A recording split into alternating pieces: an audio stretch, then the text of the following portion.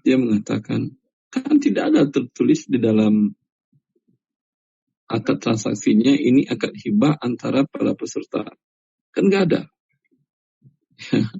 Maka yang saya sampaikan, apakah ketika Anda membeli sesuatu dari toko retail, diberikannya kemudian bukti pembayaran, apakah di situ disertakan akad jual beli? Ada atau tidak? Tidak, Ustaz. Tidak ada. Tetapi Anda akadnya jual beli atau bukan? Iya. Maka ini yang dikatakan oleh para ulama,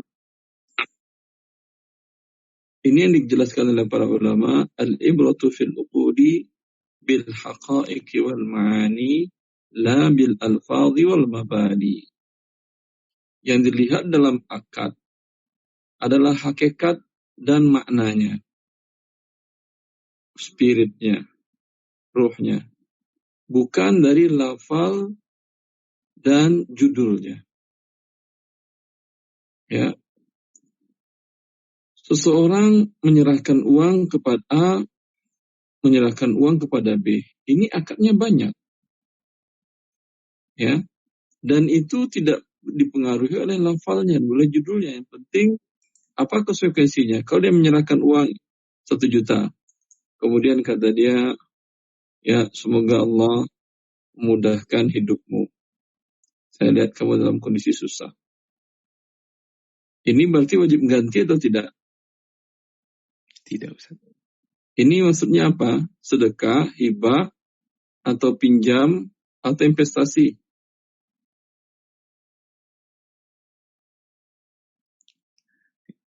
Hah? Yang jelas itu apa? Pemberian, Ustaz. Iya, pemberian tentu sedekah namanya hibah. Karena kasihan dengan kondisinya kan dibilang, semoga Allah mudahkan urusanmu. Ya, semoga Allah mudahkan engkau mencari rezeki. Berarti maksud dia nggak perlu dia bilang saya sedekah ke kamu ya. Tidak perlu dia kasih judul itu adalah sedekah. Ya, tidak perlu. Juga tidak perlu dia beli judul kredit yang mengatakan 1 juta boleh, tapi nanti kalau panen kau bayar lagi 1 jutanya ke saya ya. Ya. Ini kan tidak disebutnya judulnya kredit atau loan atau pinjaman ya atau qard dalam bahasa Arabnya, tapi hakikatnya adalah pinjaman walaupun tidak ada judul. Itu yang saya maksud. Karena dalam BPJS tidak mungkin ada kata ini akadnya hibah, tidak mungkin. Tetapi orang yang memberikan itu ya, apakah tujuannya ingin dapat manfaat? Umumnya tidak. Ya. Dari satu sisi dia diwajibkan oleh negara. Dari sisi yang lain, ya di sana banyak orang yang terbantu yang statusnya PBI, peserta bebas iuran. Ya, ya alhamdulillah Anda umpamanya sudah dapat di cover oleh perusahaan dengan asuransi. Dengan asuransi kelas VIP umpamanya. Ya. Lalu karena Anda dipaksa oleh negara untuk ikut BPJS, Anda ikut, tujuan Anda apa ini? Ingin dapat imbalan kesehatan? Tidak. Tapi dipaksa oleh negara. Ya, tentu tujuan Anda berpikir, ya, tidak apa-apalah. Memang kita tidak mendapatkan manfaat dari itu, tapi kan ribuan dan jutaan warga negara Indonesia yang terbantu dengan BPJS tadi. Dan ini tentu semua orang tahu dan sadar dan paham. Untuk biaya berobat angka puluhan juta bagi anggota BPJS, PBI, mereka 0 bayarannya. Yaitu para duafa dan fakir miskin. Mari kita tanyakan asuransi syariah. Yang mereka mengaku dan ada label syariah. Dan ada akadnya jelas, nama-nama akadnya. Dan labelnya syariah, ada dewan syariahnya. Ada anggotanya, ada aturannya, ada OJK-nya, segala macam. apakah mereka memberikan pelayanan kesehatan gratis kepada seorang fakir miskin saja? Ada atau tidak? Tidak, Ustaz. Tidak. Berarti mana yang lebih sesuai dengan tujuan syariat? BPJS kesehatan, dia tidak bayar, mendapat pelayanan kesehatan puluhan, bahkan di atas 100 juta pun dapat. Ya, semua kita tahu itu. Dan saya pernah melihat langsung kasusnya.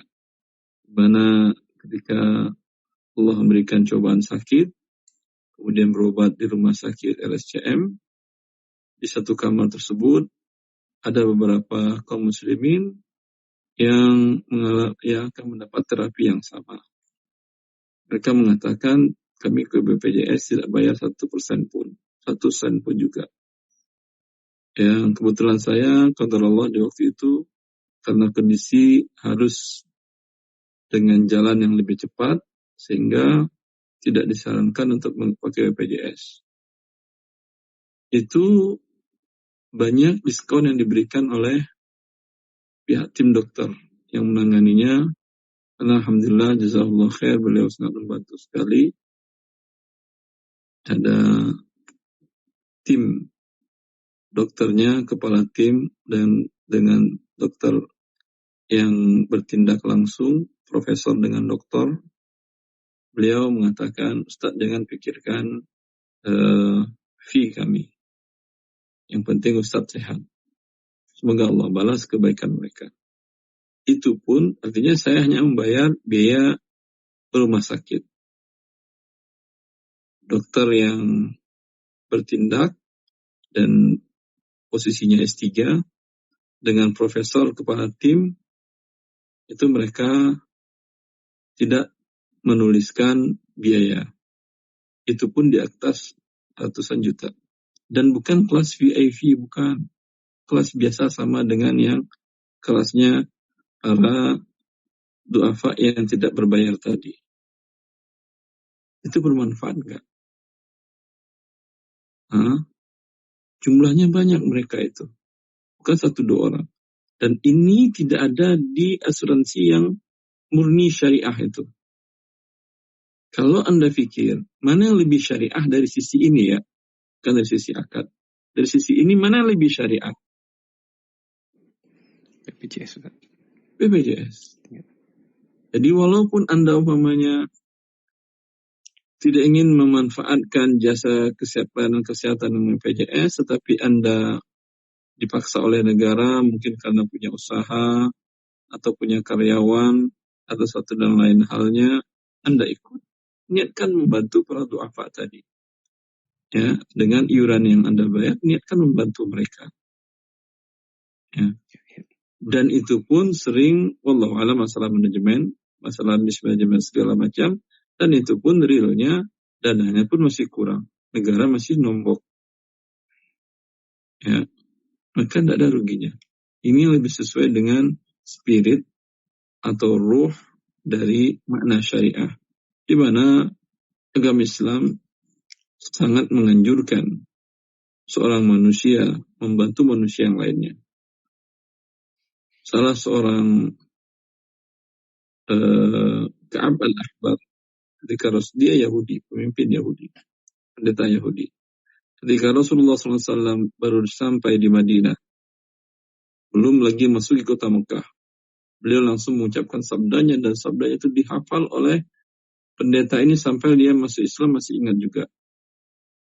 Beliau mengingatkan, at'imut ta'am, wa afshush salam, wasallu bil laili wan nasu niyam. Rasulullah mengatakan, dan itu dihafal oleh Ka'ab al-Ahbar tadi. Beri makan. Lihat, yang pertama dalam Islam memberi makan. Dan banyak dalam firman Allah Azza wa Jalla, wa yut'imuna at-ta'ama ala hubbihi miskinan wa yatiman wa asira. Sifat orang-orang yang mulia itu dipuji oleh Allah, mereka sering memberi makan kepada orang miskin, orang anak yatim, dan asir, orang tawanan. Tawanan itu kan non-muslim, karena yang tidak mungkin Islam muslim non-muslim. Jadi tawanan itu orang kafir. Ya, sampai pun orang kafir memberi makan kepada mereka, dipuji dalam agama Allah Azza wa Jalla. Jangankan manusia yang kafir. Kalau saja Rasulullah SAW mengatakan, Allah mengampuni dosa seorang wanita pezina, besar-besar yang dilakukannya. Tetapi dia mengambilkan air dengan sepatunya ke dalam sumur, melihat seekor anjing yang sangat kehausan. Ya, lalu anjing itu bersyukur kepada Allah Azza wa Jalla, dan Allah ampuni dosa wanita tadi. Ini agama Allah. Agama Allah dibangun atas dua hal. Pertama, ihsanul ibadati lil khaliq wal ihsan ila al makhluk. Berbuat baik dalam beribadah kepada Allah, kepada pencipta, dengan menyempurnakan akidah dan tauhid. Dan buah dari itu, seorang muslim yang jujur dan benar, dia akan berbuat baik kepada manusia. Akan terlihat dari tingkah lakunya. Dan itu ada pada sifat Rasulullah SAW. Ingat kita, tatkala Rasulullah SAW ditemui oleh Jibril dan beliau pulang ke rumahnya bertemu dengan istri beliau, Ummuna Khadijah, ibu kita Khadijah bintu Khuwailid, dengan rasa ketakutan gemetaran. Maka Ummuna, ibu kita Khadijah, menenangkan Rasulullah SAW dengan ucapan, Allah tidak mungkin akan la yukhzika Allah. Allah nggak mungkin akan menghinakan engkau. Engkau memberi makan, engkau membantu orang yang tidak berpunya, engkau membantu meringankan beban mereka. Wa taksibul ma'dum. Orang yang berbuat baik itu secara naluriah dan secara sifat seorang manusia tidak akan mungkin mendapat kesusahan. Ya, ini agama Allah Azza wa Jalla. Ya. Ini yang kita maksudkan dengan sesuai dengan makna hibah tadi. Walaupun tidak ada tercatat di dalam ketika Anda menjadi peserta bahwa ini akadnya adalah hibah, tidak ada. Tapi maknanya seperti itu. Yang terjadi di lapangan seperti itu. Ya. Terus. Baik, Ustaz. Selain itu, BPJS hanya sebagai pengelola yang ditunjuk negara dengan dana operasional yang ditetapkan setiap tahunnya, sehingga jika ada kelebihan dana yang dikumpulkan dari masyarakat, maka dana akan dikembalikan kepada negara. Dan jika ada kekurangan dana akan ditutupi oleh negara, dan bukan pihak kedua yang diuntungkan atau dirugikan akibat klaim dari peserta, sebagaimana layaknya asuransi konvensional yang diharamkan. Ya, dalam aturan tentang asuransi yang syariah telah kita jelaskan, yang membedakan dengan syariah dengan konvensional kemarin apa? Kalau yang konvensional, untung dan rugi menjadi tanggung jawab dan risiko pihak penyelenggara. Ya atau tidak? Betul, Ustaz. Ya. Sedangkan di yang syariah, ini tidak ada. Untung dan rugi ditanggung oleh para peserta sendiri. Ya. Dan makna ini yang ada dalam BPJS. Untung dan rugi apakah ditanggung oleh badan pengelola? Tidak. Ketika ada kelebihan, diberikan kepada negara. Ya. Itu negara tentu untuk kemaslahatan umum. Masa terjadi korupsi segala macam itu mismanagement. Kita berbicara tentang teori ya. Ya, itu yang penting dipraktekkan. Nanti jangan mengatakan, wah itu omong doang Ustaz. Itu memang kita omong doang, omong teori doang. Masalah praktek di lapangannya, mari kita perbaiki bersama sesuai dengan kemampuan kita masing-masing. Ya, seperti itu. Ketika terjadi defisit, negara yang mengeluarkan biaya penambahan kesehatan tersebut. Dan sepertinya sudah berapa tahun ini? 2014, sudah 6 tahun berjalan. 6 tahun sudah berjalan. Ya, sudah 6 tahun berjalan. Itu defisit terus. Ya, Allah Ta'ala alam, dan negara terus nembokin. Ya, memang negara bukan tujuannya bisnis memang. Kalau memang realnya adalah jumlah orang miskin terus bertambah, ya apa boleh buat. Itulah fungsi negara memang. Itu meringankan beban rakyatnya, bukan mencari keuntungan dari rakyatnya. Memang itu fungsi negara. Ya, jangan juga kemudian kesal, rugi mulu. Anda dengan anak Anda kan rugi mulu. Ya, tidak ada seorang orang tua ketika dia mengeluarkan uang dari rekeningnya, dari kantongnya, dari dompetnya untuk kepentingan anak istrinya, tidak ada dia berharap akan dapat berlebih. Tidak, karena dia itu merasa kewajibannya dia. Dan karena sayangnya kepada anak-anaknya. Dan Rasulullah SAW menempatkan pemimpin itu sama seperti orang tua dengan anaknya. Ya. Dan Alhamdulillah di dalam undang-undang negara kita seperti itu memang. Ya atau tidak, bahwa negara menjamin kesejahteraan hidup warga negaranya. Dan ini kesehatan adalah poin utama, unsur yang utama untuk mensejahterakan rakyat. Bagaimana dia akan sejahtera kalau sakit? Dia harus memikirkan biaya yang begitu tinggi. Jelas, saya kira. Ya, baik. Kita lanjut. Namun, kondisi BPJS dalam prakteknya pada saat ini masih ditemukan hal-hal yang bertentangan dengan syariat. Di antaranya sebagai berikut. 1. Merupakan bentuk asuransi konvensional dengan memungut premi dan memberikan jasa pelayanan kesehatan berdasarkan premi tersebut. Terkadang beberapa rumah sakit mempersulit pasien yang berobat dengan menggunakan BPJS sehingga tidak sesuai dengan tuntunan syariah. 2. Pengumpulan dana. Kesalahan dari sisi pihak rumah sakit, di mana mereka membedakan antara pasien yang BPJS dengan non-BPJS. Ya, ini memang kesalahan praktek, bukan kesalahan teori. Tinggal diperbaiki, kan begitu. Tidak kemudian ada kesalahan, kemudian semuanya dibuang. Itu tidak. Karena maknanya sudah bagus. Ya. Baik. 2. Pengumpulan dana masih menggunakan bank kustodian konvensional. Selama itu, dana yang terkumpul dari masyarakat akan diputar dan dikembangkan oleh bank konvensional dengan berbagai produknya yang ribawi.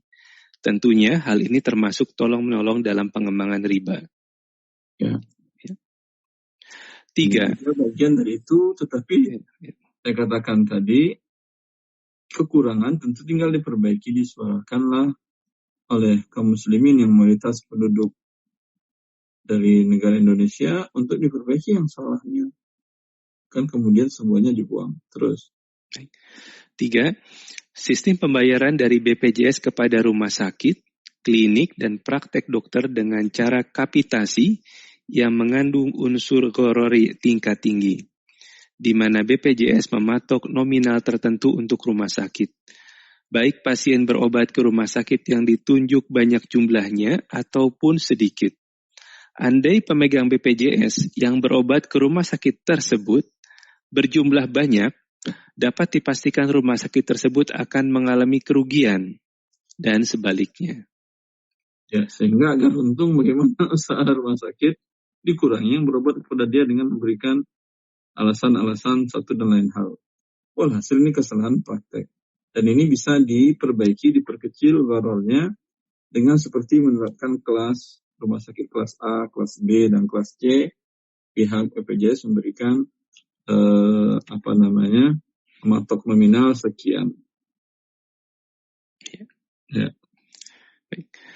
Yang nomor 4, adanya denda keterlambatan pembayaran angsuran sebesar 2% per bulan yang dikenakan kepada peserta mandiri yang terlambat membayar premi sesuai dengan ketentuan waktu yang telah ditetapkan. Hal ini jelas termasuk unsur riba yang dipraktekkan oleh orang-orang jahiliyah yang dikenal dengan Anzirni azidka. Anzirni azidka, Yang berarti, beri aku masa tenggang, niscaya akan aku tambah pembayaran hutangku. Tanggapan, adanya gharar dalam pelunasan BPJS kepada penyelenggara kesehatan tidak merusak akad. Karena gharar yang terdapat dalam hal ini, nisbahnya sedikit. Dengan cara pihak BPJS mengelompokkan rumah sakit penerima dana BPJS kepada beberapa kelas. Dengan demikian unsur gharar dalam hal ini bisa diminimalkan. Dan gharar yang minimal sepakat dibolehkan oleh para ulama. Al-Qarafi berkata, gharar dalam bai atau akad jual beli ada 3 macam. Gharar yang nisbahnya dalam akad relatif besar, maka gharar ini membatalkan keabsahan akad, seperti menjual burung di angkasa. Gharar yang nisbahnya dalam akad relatif kecil, maka tidak membatalkan akad dan hukumnya mubah, seperti ketidakjelasan pondasi rumah atau ketidakjelasan jenis benang komis yang dibeli. Gharar yang nisbahnya dalam akad pertengahan, hukumnya diperselisihkan oleh para ulama, apakah boleh atau tidak. Dari buku Al-Furuq, jilid 3 halaman 265.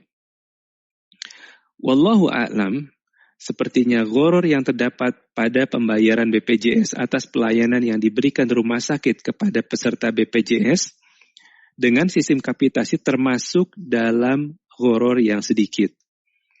Akan tetapi, adanya riba denda keterlambatan pembayaran premi BPJS oleh peserta menyebabkan hukum BPJS secara syar'i dikelompokkan sebagai berikut.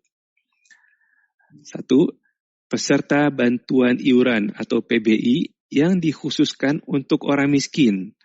Bagi orang miskin, BPJS murni gratis, tanpa premi, sehingga untuk kategori ini diperbolehkan mengikuti BPJS karena tidak mungkin akan terjadi denda keterlambatan di mana mereka tidak memberikan premi, terlebih lagi denda keterlambatan. Yang kedua, non-PBI yang diperuntukkan bagi PNS, Polri, TNI, atau organisasi dan institusi, di mana sebagian iuran ditanggung kantor atau institusi dan sebagian lagi ditanggung oleh peserta.